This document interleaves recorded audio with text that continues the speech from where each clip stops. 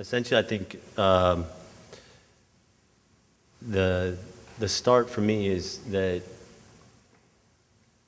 I'm a hypocrite, and to understand the root of my hypocrisy in serving people and being in an environment of hospitality is brutal. You know, to confront that on a daily basis and, in essence, to ask or to desire the same of the people that commune with us in a space, essentially in a third place, is everything. It's a lot of fun. It's a lot of pain. It's a lot of suffering. It's immense enjoyment. But the root of me being hypocrisy, or me being a hypocrite, is essentially why I'm here. Because I can address that and I can acknowledge it, and it stares me in my face. I often think of a quote that in the Arizona Republic article, that I didn't wake up one morning, and I'm sure that those of you that are in the service industry didn't wake up and say, hey, I want to be a server today. I want to be wake up and work a double at Houlihan's. For me, it was Houlihan's. And make $108 and work 12 hours and spend it all on Fast Eddie's Pool Hall and long neck Budweisers, and this is glamour, wake up with nothing. So, but the idea, not to stray away from that, of hypocrisy, interesting in its root, it means it's for certain. And so there are many different movements of that word, but something that's so certain about us that we seem to skirt around and move around. And essentially, it's at the root of people moving in space for me. And Lux is a very personal statement. It's a very personal confession, and it's rooted in my hypocrisy. So there you go. Okay. In compiling this, there is a beautiful quote by José Saramago, who's a Portuguese writer, and I'll start with that. Forgive me if what has seemed little to you, to me, is all. So the topic of this is design and the force of design in third place, or urban placemaking. These are the principles of design as the way that I would define them. Confessing that we are ashamed of the way we love. Freedom is when we can believe what we can't believe. Faith is when one works their belief in something by disbelieving in that something. The greatest force, or omnipotence, is submission, and all roads in submission lead to forgiveness. I grew up in Springfield, Virginia. There are 35 Springfields across the nation. I'm basically ashamed of the way that I grew up, kind of a typical suburban upbringing, but the reflection and the ability to build a space here in Phoenix and articulate and move through the hypocrisy of my shame into the fulfillment of it, to address it in a way that I was proud of, or came full with knowing who I was, and that I would articulate who I was, ashamed of who I am, in a beautiful space that was really reliant and dependent upon artifacts, icons, popular images, televisions, that at one time or another in my life I had stored my television in the closet and maybe put the bumper sticker on my car that said, "Kill your television."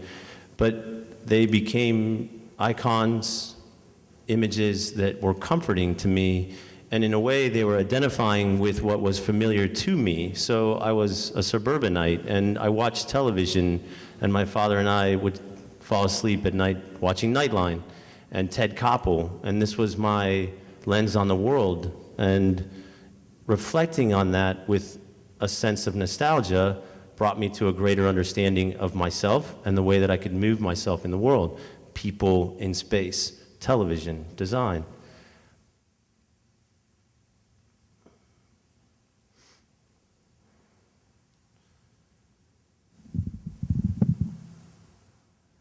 The beauty of being worn is that you made it through. And it felt like home to me.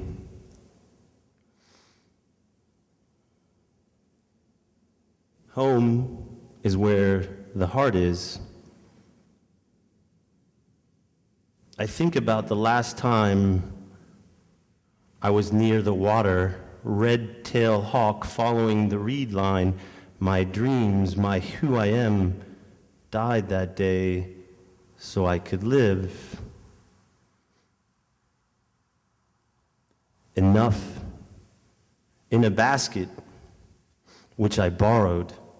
I packed the first portion, leaving room enough for the way home. On the way back, I heard my grandma singing in her church voice and fought back tears that I made up when I fell, and it didn't hurt the way it was supposed to.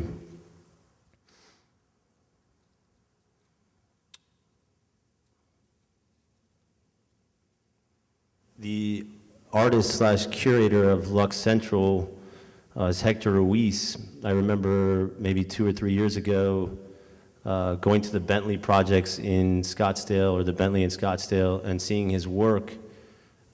I didn't realize at the time that the candelabras, the chandeliers, the images that he was painting had such a deep resonance in me for the very sense of nostalgia, the very simple sense of nostalgia that it was conjuring up in me, whether it be dinnerware or flatware or the specific chandelier that hung in my hallway where I grew up, a grandfather's clock, mid-century artifact that, or piece of design that in some way or another made me sick, literally sick for home.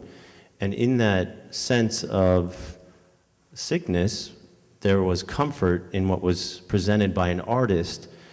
There's significance to Hector, who's a family friend, being the curator of Lux, and that his tie to Phoenix, but his tie to nostalgia and comforting us through his images. I'm thankful for that. Lux was, or the new Lux was started on August 8th of this year.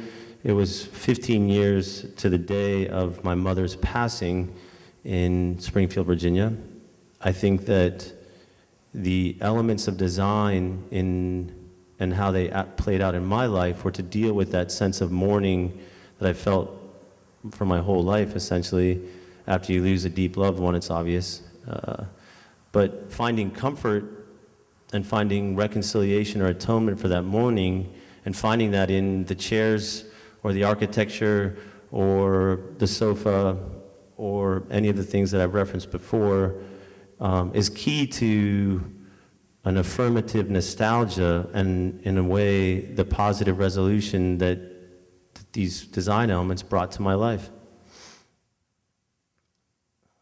By the way, I'd call that affirmative nostalgia. The other principle off that, which I believe is in play at Lux, is what I call active engagement, and that's really a strong desire to want to open up dialogue and for us to confront or to confess that we are ashamed of the way that we love, and in some way or another, not that it's deep, rooted suffering or pain, but it's of a necessity that would require healing and would require a sense of community or togetherness, camaraderie amongst people that work there, a sense of kinship to the people that gather there, done in a way that is active and alive, and often over elements that have comforted them because of their nostalgia, because of their sickness, which is what I think Lux, and through design, is able to confront and then resolve.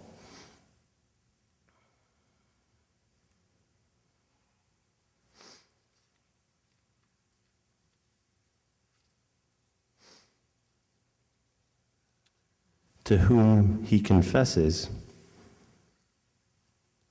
The last thing I remember is the first time I held you down like a drover with the to whom he confesses, so the nurse could prick your heel for jaundice to withstand, so I could say, at the dinner table when you ate corn, I was there foreseeing you from the surface of my empty pretend netting, which I showed you by motioning my hands together, cupping the last thing I remember.